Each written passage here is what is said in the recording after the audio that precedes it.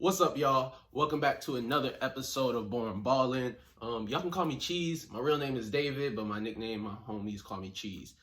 Today we're going to be talking about 3 more restricted free agents. We talked about the difference between restricted free agents and unrestricted free agents last time. We talked about Duncan Robinson, Jarrett Allen, and John Collins. Today we are going to be talking about Lonzo Ball, Gary Trent Jr., and Kendrick Nunn.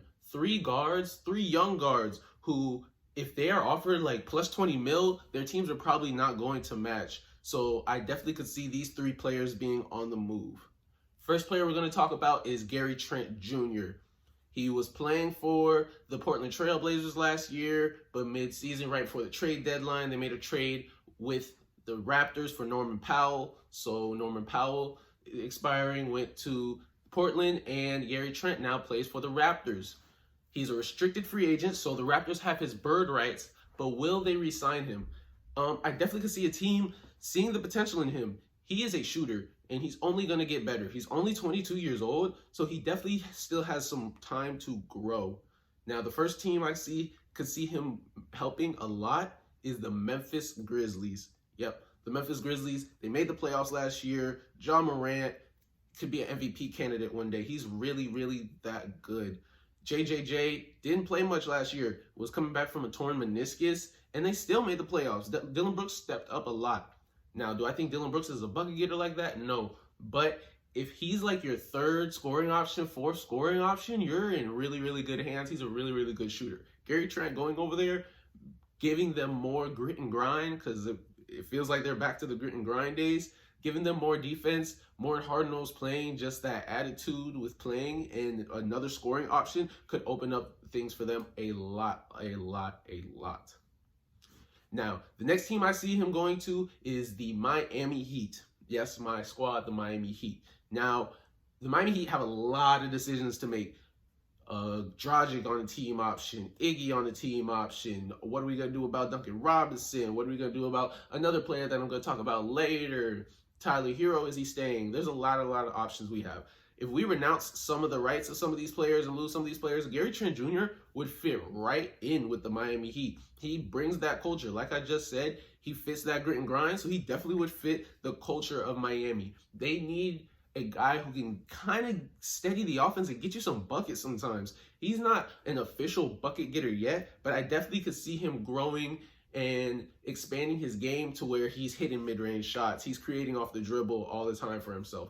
Right now, he's really more of a shooter, more of a defensive locked-in guy, but I could definitely see him expanding his game and helping Miami pass the threshold that they need to not be stuck in this middle kind of place that they're at right now.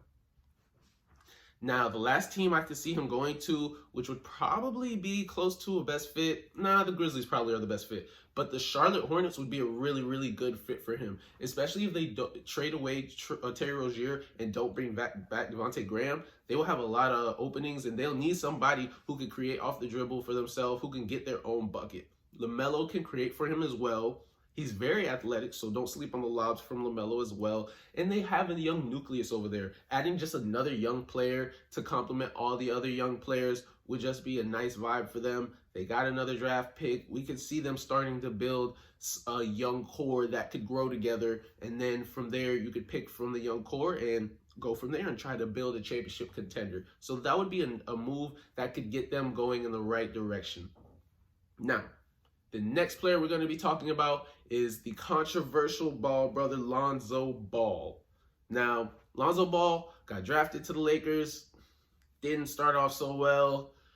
The shooting motion was a problem. He's fixed it. He's fixed a lot of things that were not A-okay when he got in the league. He's on point now. His defense has always been locked down. He's always been a good creator. Now he's hitting his shots, and now he's finishing at the rim too. Oh, he's going to be a problem for sure. People were saying that he was mini Jason Kidd, or they could see him being Jason Kidd. The projection he's going right now, the path he's going right now, he's close to reaching that one day, maybe probably 3 years. Hopefully, we will see. Now here are 3 teams I can see Lonzo Ball playing for next year. First, the Chicago Bulls.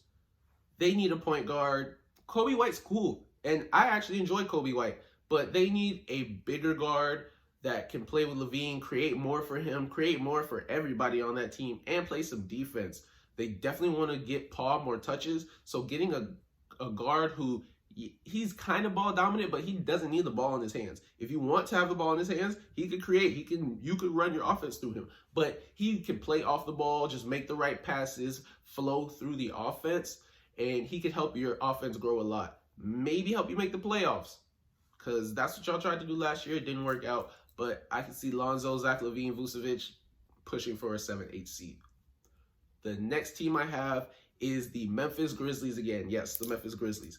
Now, this would be more of a big thing for Ja Morant. It would allow him to play off the ball more and just create more for himself. I feel like right now, Ja has to hold the Grizzlies offense on his back. And if they aren't like flowing, if they aren't hitting shots, then that backpack gets way too heavy, way too fast.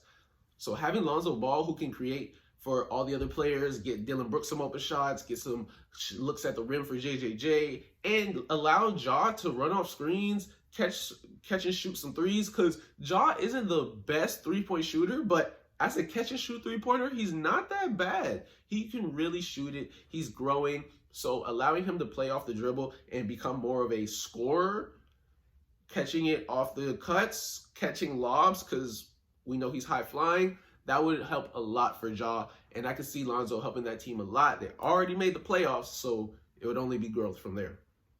The last team I see for Lonzo Ball would be the Los Angeles Clippers. Kawhi has been saying, begging, pleading that he wants a point guard. And Lonzo is a point guard. A guard who he doesn't care about his buckets. He wants to get everybody in the offense involved. He wants to move the ball, make the right pass, make the right shot, make the extra pass, and play lockdown defense. They definitely need somebody that's going to play some lockdown defense. Pat Bev, he doesn't give you enough offensively. Rondo, it just didn't work out. So they need a point guard who can run up and down the floor, create offense, get the offense started for them, so it's not just Kawhi's turn, PG's turn, Kawhi's turn, PG's turn, because it didn't work out, and then Kawhi got hurt, and we kind of knew that wasn't gonna hold up, sadly.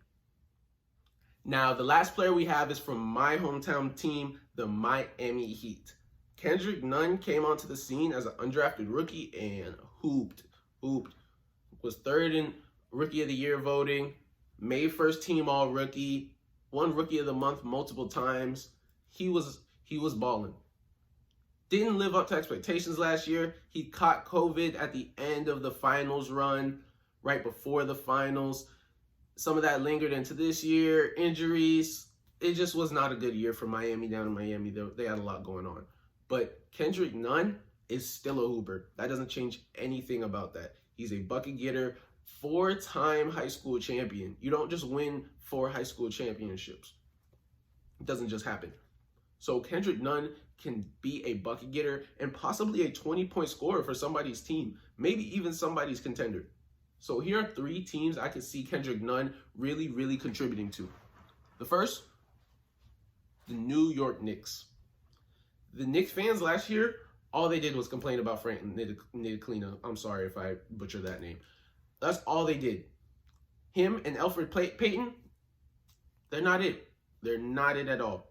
So getting a guard that you can trust and you can know, okay, he's going to be here. He's going to get at least 12 points. Even if he's having a bad day, he's going to at least get 12 points. He's going to move the ball around. He's not going to take up all the shots, and he's going to play hard.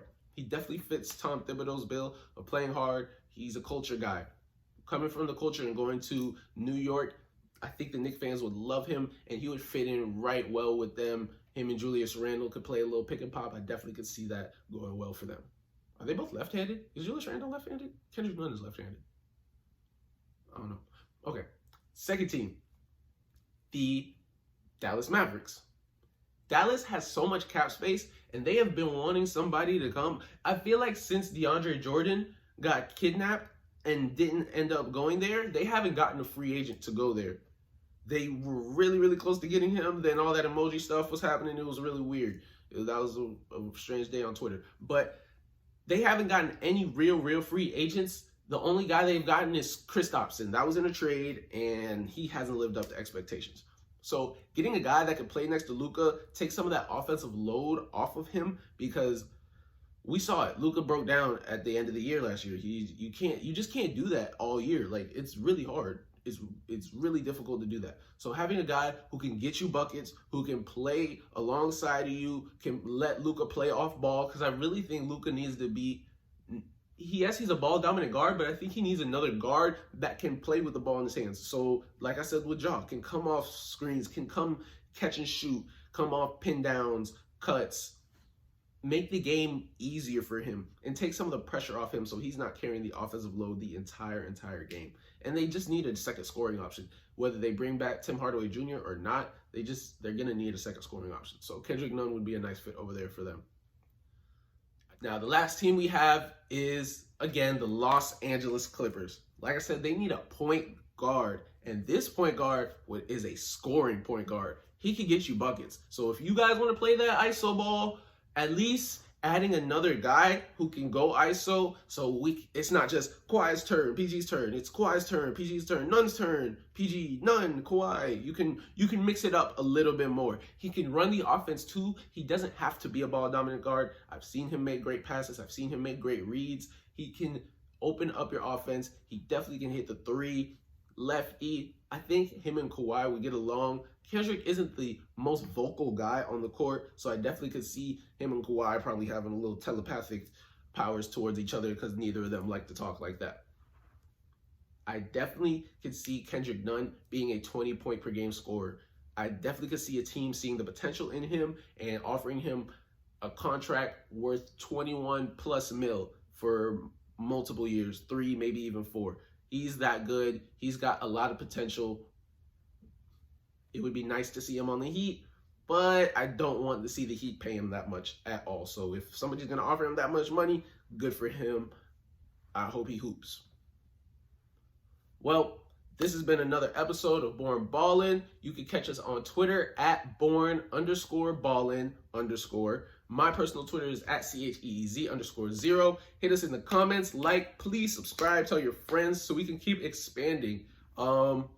I said I was going to do a Rui video next. As you can see, I'm in the same thing. I recorded 2 videos back to back, so Rui video will be the next video. Thank you guys for commenting, letting me know what you guys think. Deuces till next time.